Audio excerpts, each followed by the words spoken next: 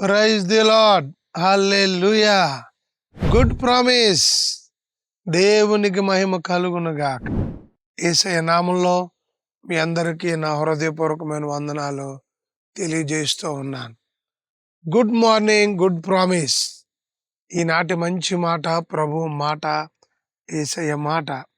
కీర్తనల గ్రంథం 94వ అధ్యాయం 14వ వచనం చదువుకుందాం. యెహోవా తన ప్రజలను ఎడబాయువాడు కాడు, తన స్వాస్థ్యమును విడనాడువాడు కాడు. ఎడబాయువాడు కాదు, విడనాడేవాడు కాదు. ఎవరు? యేసుక్రీస్తు ప్రభుల వారు.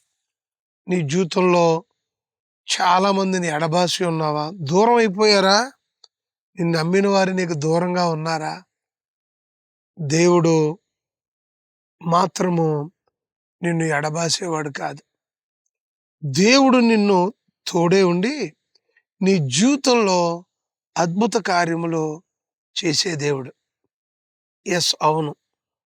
బైబిల్ గ్రంథంలో నయోమి అనేటువంటి సహోదరి, దేవుడు నన్ను ఎడబాసాడు, అందుకే నా బతికేలాగా అయిపోయింది, అందుకే నష్టం వచ్చింది, కష్టం వచ్చిందని వెళ్ళిపోయిందట.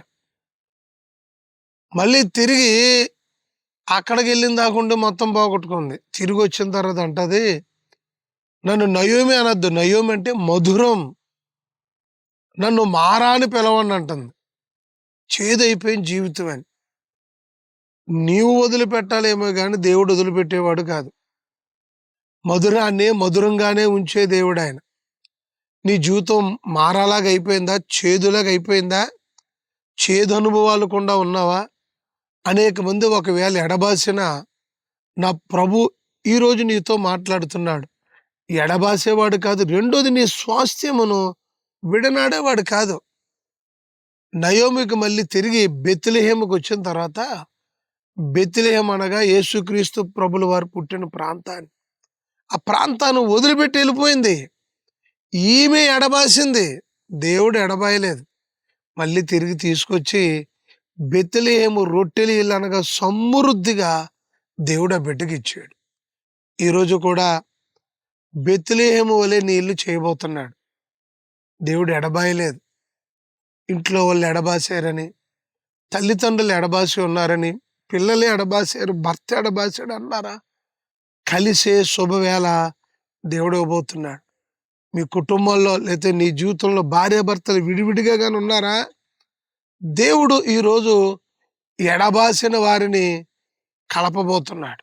హల్లెలూయా. బైబిల్ గ్రంథం చెప్తుంది, తన ప్రజలను ఆయనటండి ఎడబాసేవాడు కాదట. తన స్వాస్థ్యం అనగా ఆస్తిని లేదా పిల్లలను, మీ పిల్లల పిల్లలను ఎడబాసేవాడు కాదు. కుమారులు యెహోవా అనుగ్రహించు స్వాస్థ్యం అని ఇంగ్లీష్ బైబిల్ ఉంటుంది, చిల్డ్రన్స్, పిల్లలు స్వాస్థ్యం అని. నీ పిల్లలను కూడా దేవుడు విడినాడువాడు కాదు.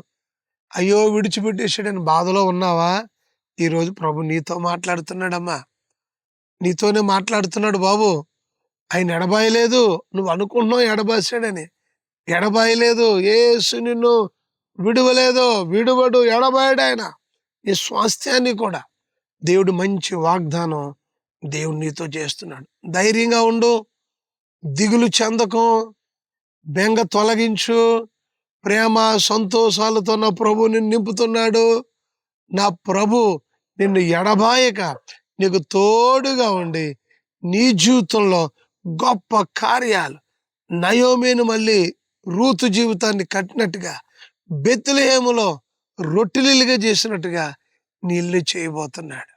కళ్ళు మూసుకో, సంతోషకరంగా నమ్మండి. ఈ మాట నమ్ము. ఈ వాగ్దానం నీకు, నీ పిల్లలకి తప్పకుండా చెందునుగా. మహాగణుడా, నీకు స్తోత్రం. అవును, నన్ను ఎడబాసాడు, అయ్యో నాకు చాలా మంది విడిచిపెట్టేశారని అనుకుంటున్నారు నాయన. అటువంటి వారితో ఈరోజు మాట్లాడావు. అందరూ విడిచిన, ఎవరూ లేక ఒంటరి అయిపోయినా, అనాదిగా ఉన్నా నేను వారికి తోడుగా ఉంటానన్నారు. నాయనా, నీ బిడ్డల జీవితాల్లో నీ కార్యాలు ఇంకా నిండుగా జరగనవాడు. నీ బిడ్డతో ఈరోజే మీరు మాట్లాడినందుకు వందనాలు. ఇంకా మీరు మాట్లాడి నీ బలమైన కార్యాలు జరిగించి నయోమి రొట్టెల ఇల్లుగా బెత్లెహేములో అడుగులు పెట్టినట్టు ఎలా చేసావో అలాగా వారి పిల్లల జీవితాల్లో మీరు తప్పకుండా అద్భుతాలు చేయమని, మేలులతో నింపమని, ఈ వాగ్దానం తప్పక నెరవేర్చి ఈరోజు దినపరిచర్యలో పనిపాట్లలో సమస్తములో మీరు తోడేవారు. యేసు నామములో అడుగుచున్నాం తండ్రి, ఆమేన్.